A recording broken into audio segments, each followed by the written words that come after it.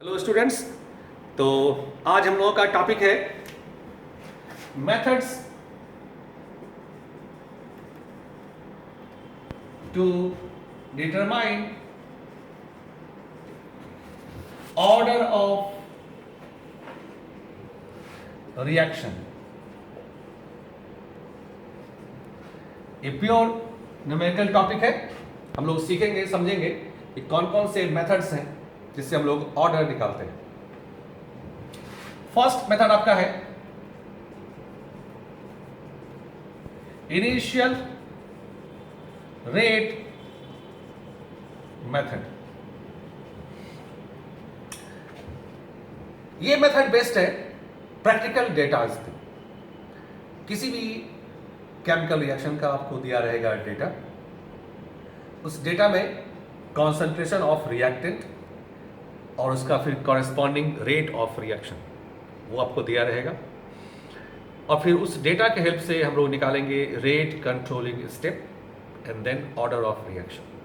Alright, ये pure numerical process है। मैं आपको एक क्वेश्चन लेकर ये सुनाता हूँ। जैसे आपके लिए क्वेश्चन है, for a chemical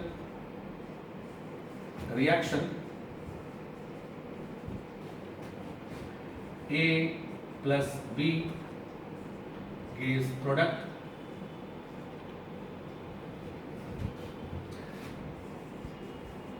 following data were obtained। Data में आपको इस तरह से लिखा रहेगा, एक्सपेरिमेंट नंबर लिखा रहेगा। एक्सपेरिमेंट नंबर कम से कम 3 हम लोग करते हैं एक्सपेरिमेंट, अगर 2 रिएक्टेंट है तो। फिर आपको रहेगा reactant concentration, A concentration, then B concentration, molarity, और फिर यहां आपको दिया रहेगा उसका इनिशियल रेट, मोल पर लीटर पर सेकेंड। फर्स्ट एक्सपेरिमेंट मान लीजिए कि ये 0.2 है, मोलैरिटी 0.2 है, और रेट मान लीजिए आपका 4 × 10⁻³ मोल पर लीटर है। नंबर 2, इसको हमने डबल किया, इसको कांस्टेंट छोड़ दिया। मान लीजिए आपका रेट भी कितना हो गया। थर्ड एक्सपेरिमेंट, इसको हमने कांस्टेंट रख लिया, अब इसको हमने डबल किया, तो रेट आपका सपोज 6 × 10⁻³ ये -3 है, ये -3। इस तरह से आपको दिया रहेगा डेटा, और इसके हेल्प से आपको निकालना होगा rate controlling step and order of reaction. आइए क्या करेंगे लोग। फर्स्ट ऑफ ऑल सबसे पहले हमें एज्यूम करना पड़ेगा, मानना पड़ेगा कि इसका रेट कंट्रोलिंग स्टेप क्या है इस रिएक्शन का।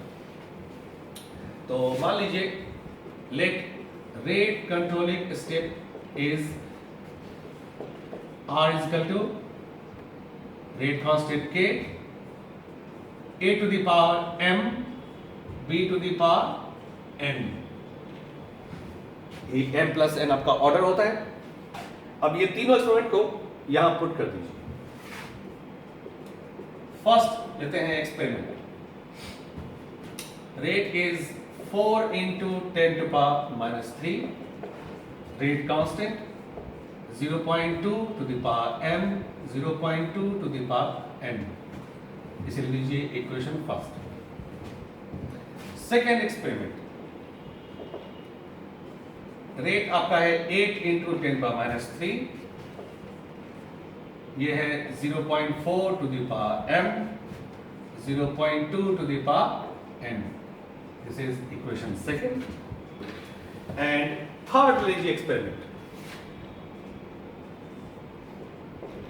रेट आपका है 6 × 10⁻³ मोल पर litre, rate constant 0.4 ⁻m 0.4 ⁻n।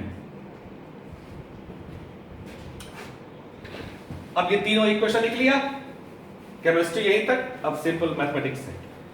अब इन तीनों को इन तीनों को आपस में एक दूसरे से हमें डिवाइड करना है ताकि m और n निकल जाए। तो देखो आपको ढूंढना क्या है, जिसमें कॉमन हो वो आपको ढूंढना है।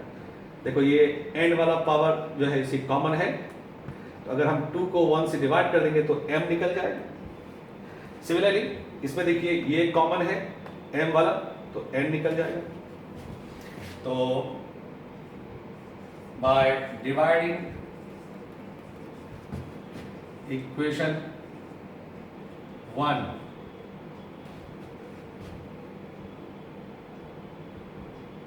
by dividing equation 2 from equation 1, 8 into 10 power minus 3 divided by 4 into 10 power minus 3, 0.4 to the power m, 0.2 to the power n divided by 0.2 to the power n, 0.2 to the power n। ये cancel हो गया 2 times, देखा आपको हो गया 2 is equal to, ये कितना हो गया 4/2, 2 power m, that means m is 1, तो m निकल गया आपका 1। अब ऐसे ही इक्वेशन 3 को इक्वेशन 2 से डिवाइड कर देंगे, इक्वेशन 3 को इक्वेशन 2 से कर देंगे, क्या हो जाएगा 6 into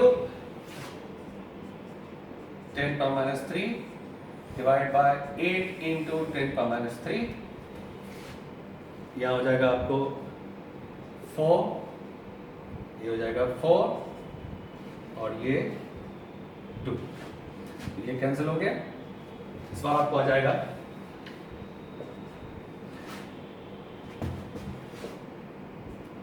3/4, 3/4 is equal to 2 power n। अब ऐसा अगर आ गया तो आपको लॉग लेना पड़ेगा, दोनों तरफ लॉग ले लो, log 3 minus log 4 is equal to n log 2। वे सारे वैल्यूज को पुट करके आप n निकाल लो, है ना, फिर m निकाल दिया हम लोगों ने, तो जो भी वैल्यू ऑफ n का आएगा वहां पुट कर देंगे, आपको m और n निकल जाएगा और फिर ऑर्डर निकल जाएगा। ये सिंपल सा प्रोसेस है को initial rate method. Alright, second method is integration method. Most important ये मेथड है to determine order of reaction, integration method. इसमें हम लोग क्या करते हैं कि जो differential form of rate of reaction है उस डिफरेंशियल फॉर्म को हम लोग इंटीग्रेट करेंगे और उससे रिलेशन निकालेंगे सभी ऑर्डर के लिए। उस रिलेशन में 4 चीजें शामिल होंगी, इन्वॉल्व होंगी, rate constant k, time t, initial concentration r0 and final concentration. इन चारों के बीच आपको रिलेशन आएगा, उस रिलेशन पे आपको न्यूमेरिकल्स बनेंगे। ऑलराइट, तो स्टार्ट करते हैं first order. For first order आप लिखते हैं rate expression R is equal to K reactant power 1 और रेट का आप लिखते हैं dR/dt।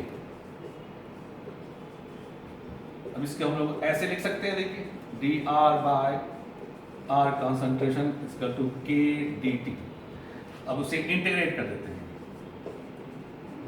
Bye integrating dR/dt, sorry dR/R, K constant है, हो गया dt। ये आपको आ जाएगा log to the base e R, log to the base e is equal to kt plus I is integration constant।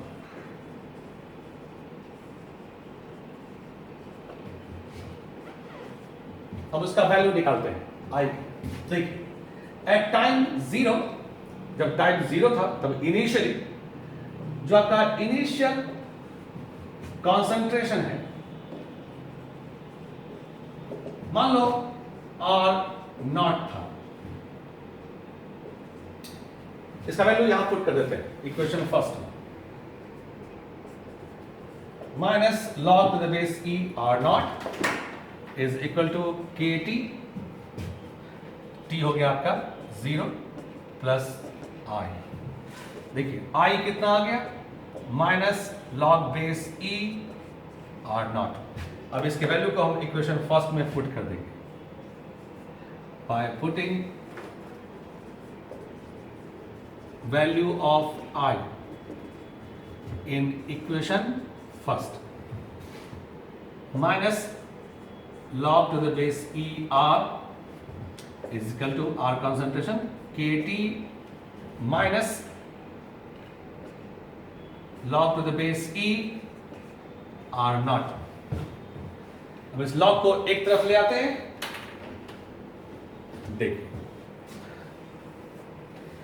इसको इधर ले आते हैं तो ये हो जाएगा KT is equal to log to the base E R0 minus log to the base E R। log A minus log B क्या हो जाएगा, log A bye B।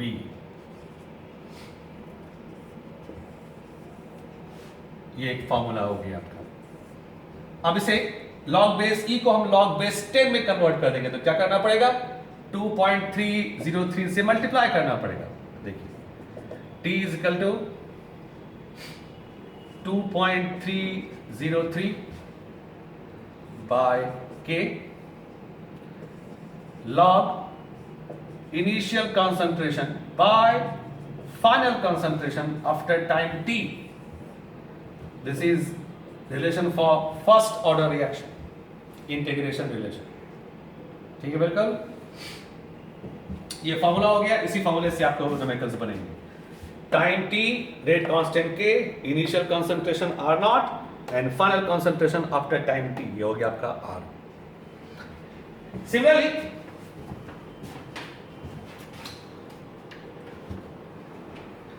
For zero order हम लोग रिलेशन निकालेंगे, first order and zero order, ये mainly आपको पढ़ना है।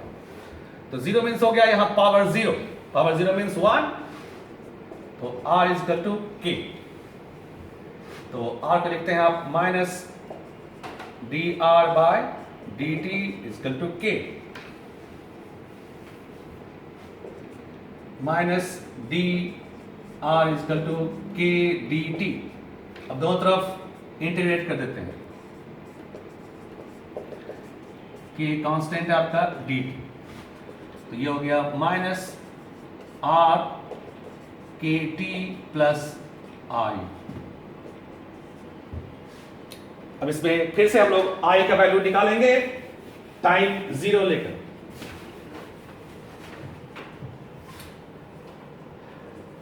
Eight t is equal to 0 जो कंसंट्रेशन है,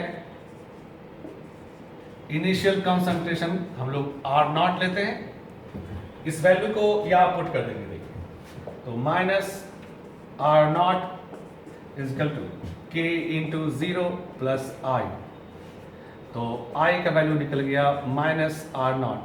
अब इसको इक्वेशन 1 में पुट कर देंगे, minus final concentration R KT minus R0 initial concentration, तो KT आपका हो गया R0 माइनस R, तो T आपका हो गया 1 by K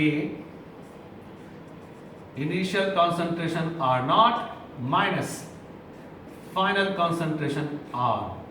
this is integration relation for zero order, first order zero order, दोनों के रिलेशन समझ गए। इसी रिलेशन से आपको न्यूमेरिकल्स बनेंगे फर्स्ट ऑर्डर के एंड जीरो ऑर्डर के। अब इसी में एक कॉन्सेप्ट है सिंपल सा, हाफ लाइफ कॉन्सेप्ट। तो for any chemical reaction half life, जैसे हम लोग T हाफ और T 50% से दिखाते हैं। हाफ लाइफ मीन्स वो टाइम पीरियड जिसमें कॉन्सेंट्रेशन एग्जैक्ट हाफ हो जाए, जितना आप लेकर चले हैं उसका आधा हो जाए। मान लीजिए आप 1 मोल लेकर चले हैं रिएक्टेंट का, तो वो कितना हो जाए? 0.5 मोल हो जाए। That is a half life.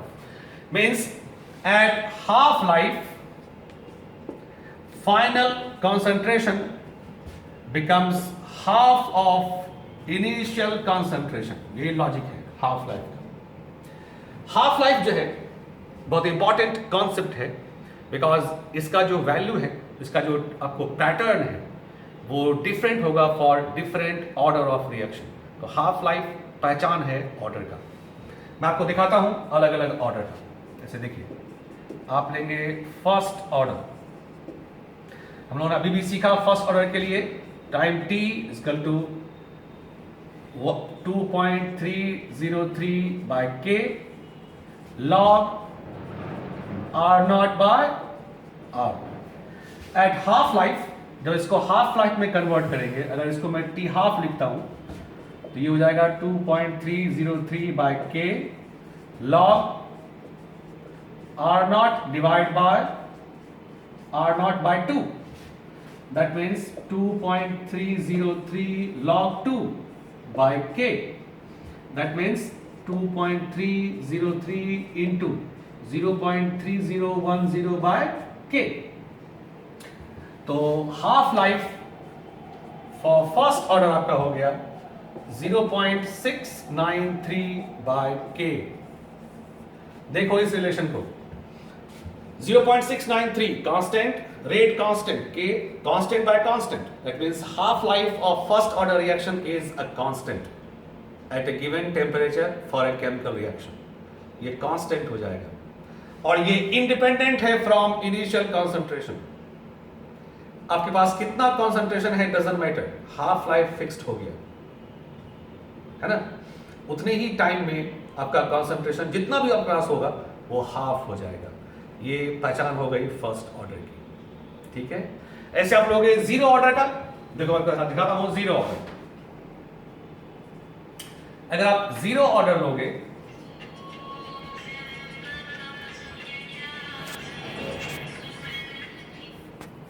अगर आप जीरो ऑर्डर लोगे तो उस केस में रिलेशन होता है